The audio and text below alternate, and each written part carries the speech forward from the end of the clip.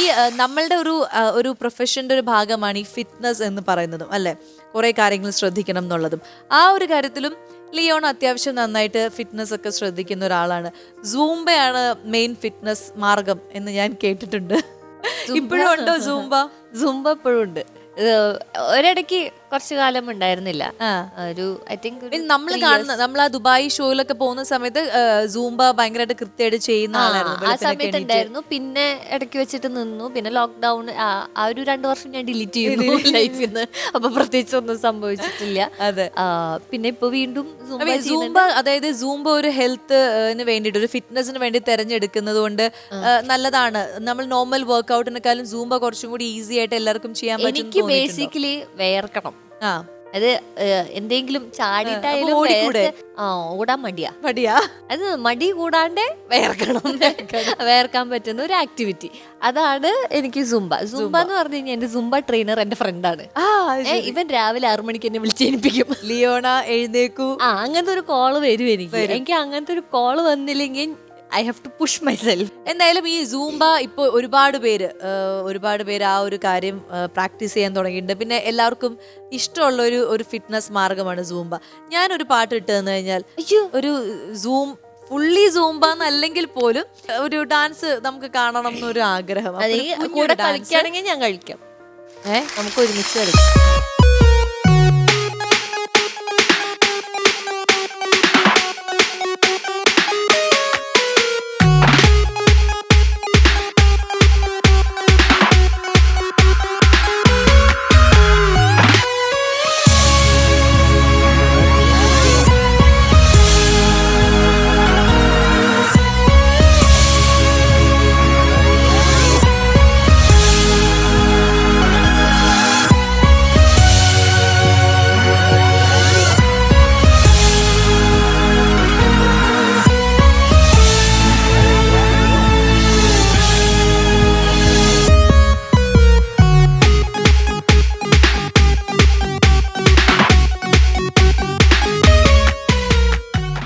നമുക്കിനി ഒരു ഗെയിമിലേക്കും കൂടി പോവാം. ഓക്കെ, ഒരു വിഷ്വൽ ഗെയിമാണ്, സിനിമ റിലേറ്റഡ് ആയിട്ടുള്ള ഒരു ഗെയിമാണ്. അതുകൊണ്ട് പെട്ടെന്ന് കണ്ടുപിടിക്കാനൊക്കെ പറ്റും.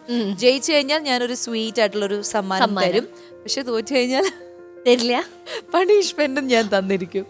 Okay, ready? പണിഷ്മെന്റ് വേണ്ട, നോക്കാം. ചിലപ്പോ പണിഷ്മെന്റിനുള്ളത് ഉണ്ടാവില്ല. ഞാൻ ചില സമയത്ത് എന്റെ മനസ്സ് മാറും. റെഡി? Ready, yes.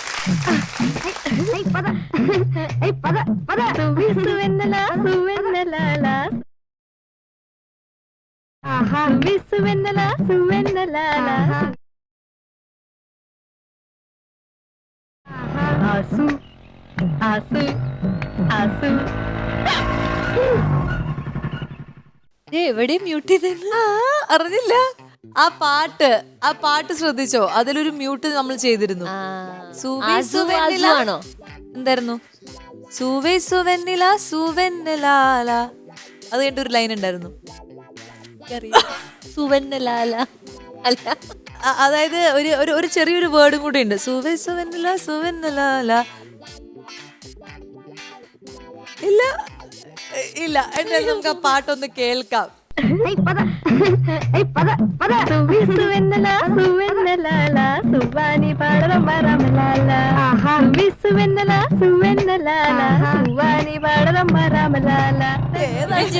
ഇതെന്ത് വേണേലും പറയാം.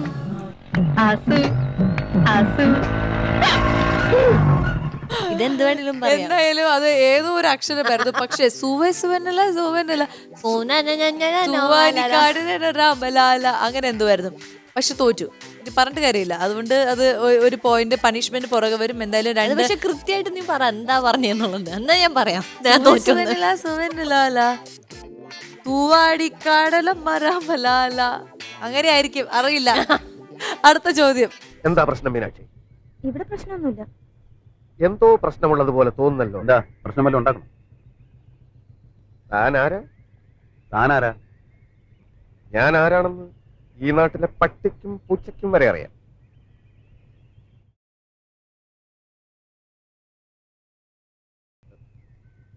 ഞാൻ ഈ നാട്ടുകാരനാണ്. ഞാൻ ഈ നാട്ടുകാരനല്ല. ഈ നാട്ടിന് പറ്റിയ ആളാണെന്ന് കണ്ടിട്ട് തോന്നുന്നില്ല. ഈ ഭൂമിക്ക് പറ്റിയ ആളെന്ന് കണ്ടപ്പോഴേ എനിക്ക് തോന്നി. ഈ ഒരു സീൻ ഡയലോഗ് മനസ്സിലായി. ഇതിപ്പോ റീൽസിൽ ഭയങ്കരമായിട്ട് ട്രെൻഡിങ് ആയിട്ടുള്ള ഒരു വിഷ്വലാണ്. എന്താണെന്ന് മനസ്സിലായോ?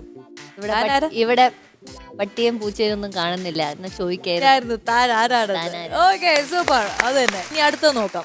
കേരളത്തിൽ മിസ്റ്റർ പവനായുടെ സ്ഥലം ഏതാണ്? വടക്ക കാഞ്ഞങ്ങാടിനടുത്ത് രാവണീശ്വരം എന്ന് പറയുന്ന ഒരു ചെറിയ ഗ്രാമം. ചെറുപ്പത്തിലെ നാട് കടന്ന് ബോംബെയിലെത്തി. കാഞ്ഞങ്ങാടുകാരന് പവനായി എന്നെങ്ങനെ പേര് വന്നു? ശരിക്കുള്ള പേര്, പക്ഷെ ഒരു കൊലപാതക പേരിട്ടാൽ ഒരു വെയിറ്റ് കിട്ടുകയില്ല. അതുകൊണ്ട് ചില പരിഷ്കാരങ്ങൾ വരുത്തി പവനായി എന്നാക്കി. അയ്യോ ആ പേരെനിക്ക് ഓർമ്മയില്ല. ശരിക്കുള്ള പവനായുടെ പേരെന്താണ്? കിട്ടിയില്ല. പവിത്രനാ? പവിത്രൻ അങ്ങനെ വല്ലതാണോ? പവിത്രനല്ല. കുറച്ചും കൂടി ഒരു ഭക്തിമാർഗമായിട്ട് നമ്മൾ ഉപയോഗിക്കുന്ന ഒരു പേരാണ്. പണ്ട് കാലത്ത് എല്ലാവർക്കും ആ ഒരു പേരുണ്ടോ? ഇല്ല. പാവച്ചിട്ടല്ലേ? പാവച്ചിട്ടല്ലേ? പാവച്ചിട്ടല്ല. അല്ല. തോറ്റു. ശരി, അപ്പൊ എന്തായാലും കാണാം. കേരളത്തിൽ മിസ്റ്റർ പവനായുടെ സ്ഥലം ഏതാണ്? വടക്ക കാഞ്ഞങ്ങാടിനടുത്ത് രാവണീശ്വരം എന്ന് പറയുന്ന ഒരു ചെറിയ ഗ്രാമം. ചെറുപ്പത്തിലെ നാട് കടന്ന് ബോംബെയിലെത്തി. കാഞ്ഞങ്ങാടുകാരന് പവനായി എന്നെങ്ങനെ പേര് വന്നു? ശരിക്കുള്ള പേര് PV നാരായണൻ എന്നാണ്.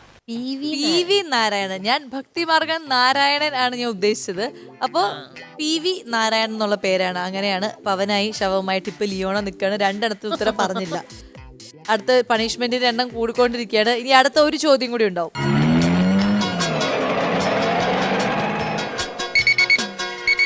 ഹലോ, വരുന്നുണ്ട്. ആര്? വരുന്നുണ്ട്. ഹലോ, അളയൻ ദേഷ്യപ്പെടരുത്. ഇത് ആ കിളവിയല്ല, ഇത് മറ്റൊരു കിളവി. എടാ നിനക്ക് പറ്റൂലേ, കളഞ്ഞിട്ട് പോടേ. കുറെ സമയമായിട്ട് കളിയാക്കണ്. മറ്റേ മുകേഷ് ചേട്ടൻ പറയില്ലേ, ഇത് ആളിയെ സോറി ഇത് ആ കിളവി അല്ലാതെ പറയുമ്പോ ഒരെണ്ണം പറയുന്നുണ്ട്. ആ ഒരു കുഞ്ഞൊരു സംഭവമാണ്. കിട്ടിയോ? പോടേന്നാ? പോടെയല്ല, കുറച്ചും കൂടി ഇത് ആ കിളവി അല്ല എന്ന് പറയുമ്പോൾ അതിന് റിലേറ്റ് ചെയ്തിട്ടുള്ള ഒരു ഡയലോഗ്. പിന്നെ ഏത് കിളവി? പിന്നെ ഏത് കിളവി? കിളവിക്ക് പകരം കിളവൻ.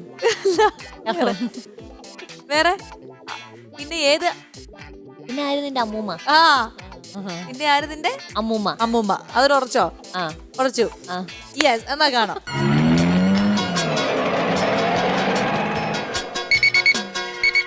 ഹലോ, വരുന്നുണ്ട്. ആര്? കിളവി വരുന്നുണ്ട്.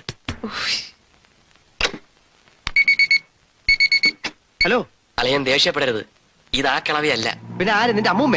ഇത് മറ്റൊരു കിളവി. അപ്പൊ പിന്നെ ഏതിന്റെ അമ്മൂമ്മ? അതാണ് നമ്മൾ മ്യൂട്ട് ചെയ്തത്. അപ്പൊ അത് ശരി, എന്റെ ഒരു സഹായത്തോടുകൂടെ ആണെങ്കിൽ അത് പറഞ്ഞിരിക്കുകയാണ്. അങ്ങനെ നമ്മുടെ ഗെയിം സെക്ഷൻ എല്ലാം കഴിഞ്ഞു. അപ്പം രണ്ടെണ്ണത്തിന് ഉത്തരം പറഞ്ഞില്ല. പക്ഷെ വളരെ ഗംഭീരമായിട്ട് നമ്മുടെ ഈ ഗെയിം കളിച്ചു.